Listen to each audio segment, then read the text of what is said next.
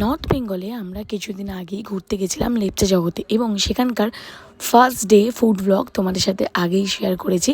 আজকে তোমাদের সাথে শেয়ার করতে চলে এলাম সেকেন্ড ডে ফুড ব্লগ।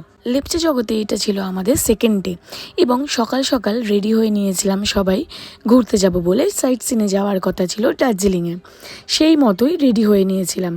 কিন্তু মনসুন সিজন হওয়ার কারণে মাঝে মধ্যেই বৃষ্টি আসছিল এবং সেই জন্য আমাদের বেরানোটা একটু পোস্টপন হয়েছিল, একটু লেটেই আমরা বেরাই। লেপচা জগতের এই সুন্দর ভিউটা কিন্তু আলাদা রকম একটা পরিবেশ করে তুলেছিল। এরপরেই আমাদের চলে এসেছিল ব্রেকফাস্ট, যেখানে ফার্স্টেই ছিল চা এবং তারপরে ছিল যে যেরকম নেবে, কেউ ম্যাগি অথবা রুটি। তো আমি এখানে একটু ভুল করে দিয়েছিলাম, আমি রুটি বলেছিলাম নেব, রুটি সবজি। বাট কেন কি আমি মনে করেছিলাম ওখানে হয়তো ম্যাগির কোয়ান্টিটিটা বেশ কম থাকবে, বাট সত্যি বলছে কি আমরা দুজনে রুটি চুজ করেছিলাম এবং দুজনে ম্যাগি, কিন্তু কোয়ান্টিটি এতটাই ছিল যে চারজনে মিলে সেগুলো খেয়েও আমরা শেষ করতে পারিনি।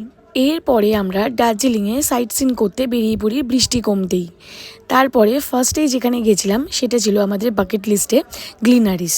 গিয়েই আমরা অর্ডার করে নিয়েছিলাম নিজেদের পছন্দ মতো কিছু জিনিস, পেস্ট্রি, কফি, টি, যে যার পছন্দ মতো আমরা অর্ডার করে নিয়েছিলাম। এছাড়াও ম্যাল রোডের নিচে যে মার্কেটটা আছে সেখান থেকেও আমরা ট্রাই করে নিয়েছিলাম পেস্ট্রি, আর বাড়ির জন্য নিয়ে নিয়েছিলাম গিফট হিসাবে কুকিজ।